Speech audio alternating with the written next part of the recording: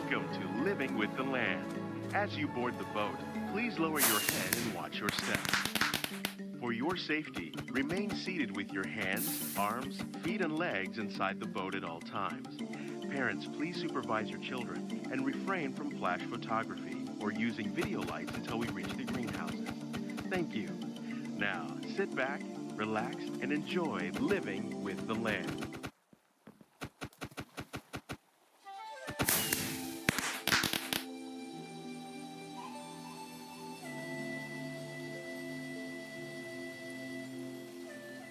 Welcome to a voyage of discovery and awareness of the richness, the diversity, and the often surprising nature of living with the land. Our journey begins as dramatic and sudden changes are sweeping over the land. The approaching storm may seem violent and destructive to us, but to nature, it's a new beginning in the cycle of life.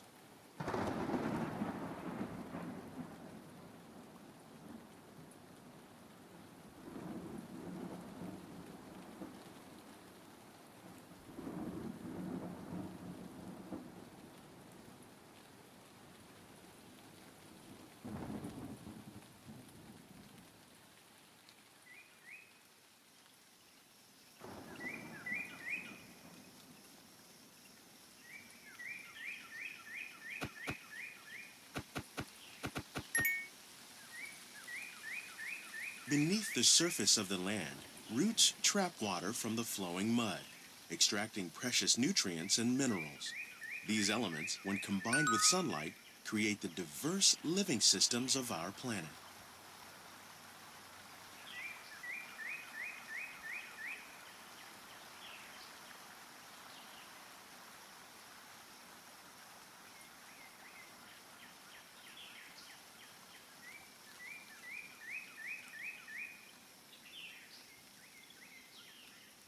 One of those living systems is the rainforest, home to the most amazing concentration of life on our planet. These dense and beautiful forests cover only a tiny portion of the Earth's surface, but they contain more than half of its plant and animal species. Rainforests are also extremely rich and productive living systems, providing us with oxygen, food, medicines, and other elements essential to our lives.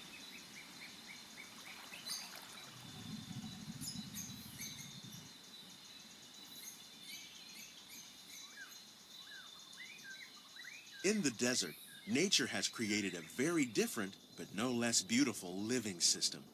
And while this arid landscape may seem lifeless, it is very much alive.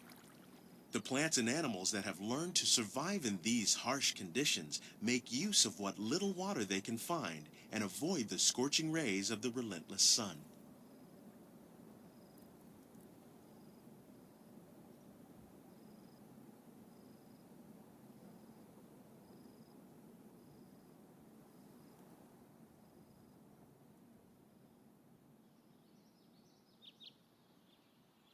The American prairie once appeared as desolate as the desert, but over time, rainwater and nutrients gradually penetrated the hard surface of this land.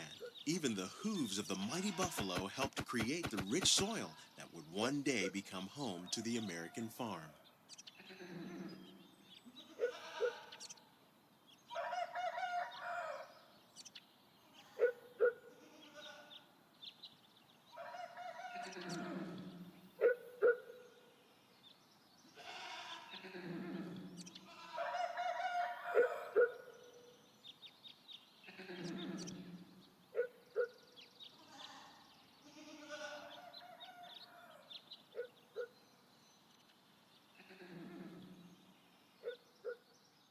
Of all the forces at work on the land, humans have had one of the most profound effects. The need to produce food for a growing world led to the enormous use and sometimes overuse of the land. In our search for more efficient ways to grow food, we often fail to realize the impact of our methods.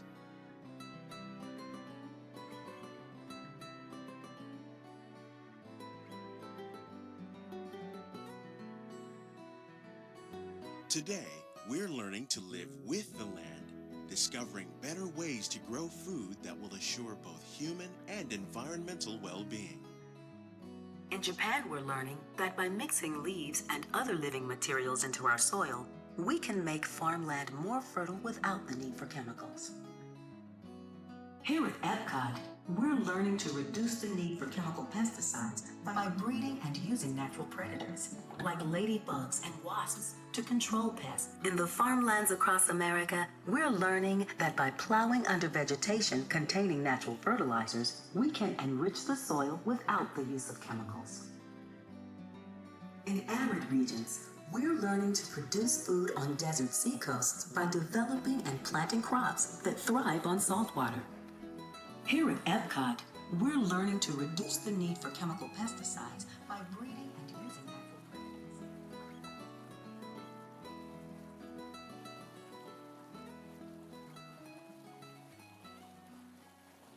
How will we meet tomorrow's growing needs for food production, yet still respect the needs of the land? Some of the answers are being discovered just ahead.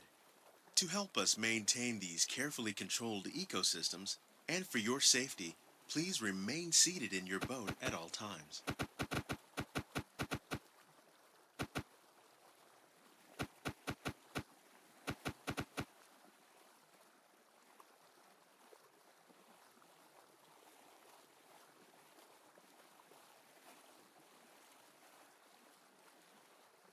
Welcome to our living laboratories, where scientists from Epcot and the U.S. Department of Agriculture are exploring innovative ways to produce bountiful harvests now and into the future.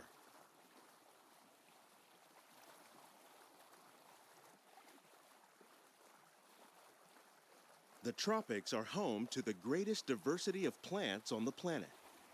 Many of these, like papaya, bananas, cacao, coffee, and rice, are well known around the world.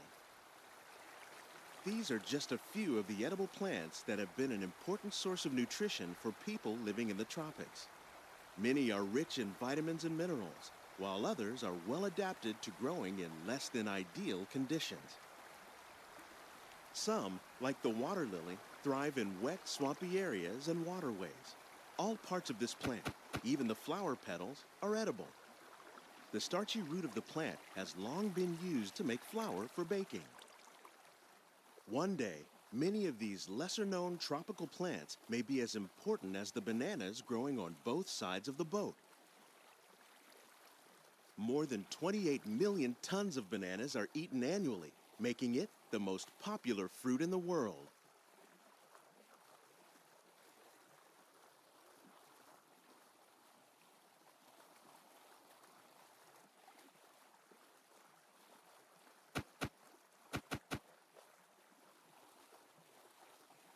When we mention farming, you probably don't think of fish. But fish farming, or aquaculture, accounts for nearly half of all the seafood consumed globally. Tilapia, bass, and catfish, like the ones you see here, are three of the more popular crops raised by fish farmers. The sustainable system we're using here recycles the water in the tanks. As a result, we're able to save millions of gallons each year. Our small fish farm produces nearly 5,000 pounds of fish each year to serve in restaurants around Walt Disney World. Innovations like this one can play an important role in our efforts to produce bountiful harvests and still protect natural resources.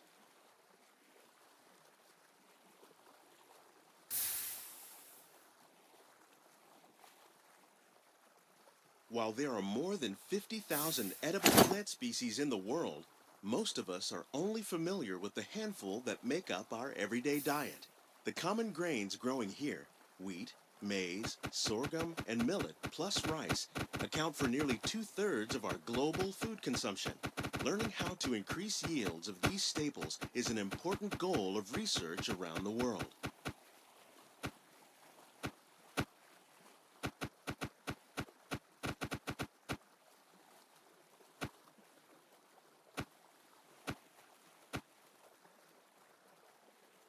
These plants are definitely on their way up. Innovative growing techniques like these increase yields while more efficiently using resources like water, fertilizer, and pesticides. Another innovation at work here is our integrated pest management program. By populating our greenhouses with beneficial insects that prey on harmful pests like aphids and flies, we are significantly reducing our reliance on conventional pesticides. We're growing these crops using our nutrient film system. This technique precisely controls and recycles water and nutrients. With it, we can produce over 27,000 heads of lettuce a year in this one small area. Some of our best ideas have been inspired by nature, like these fruit and vegetable trees. By growing these ground plants vertically, we can increase yields and better control diseases. These crops taste as good as they look. In fact, we serve more than 15 tons of produce from our greenhouses in restaurants here at the land every year.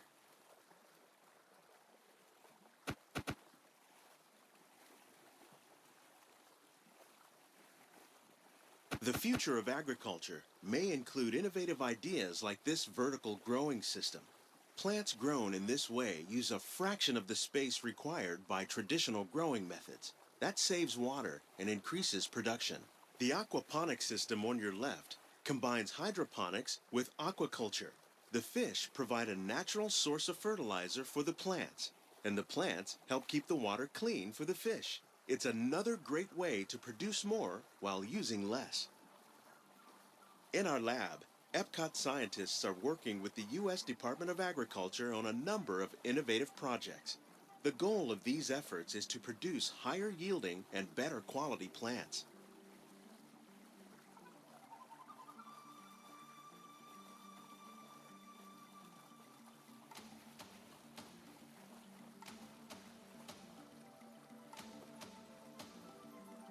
Greenhouses represent just a fraction of the work being done worldwide to produce bountiful harvests for our growing population. Scientists, farmers, and even backyard gardeners are doing their part to improve the quantity and quality of foods that we all rely upon. Together, we can continue to find more ways to increase food production and protect our precious natural environment. Only then will we truly be living with the land.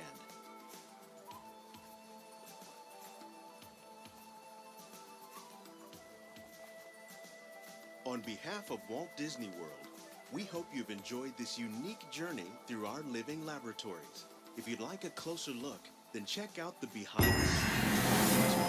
It's a chance for the whole family to get up close and personal with the plants and growing techniques in our laboratories. Please keep your hands and feet inside the boat and remain seated until the boat comes to a complete stop. Please gather all your personal belongings, lower your head, and watch your step as you exit.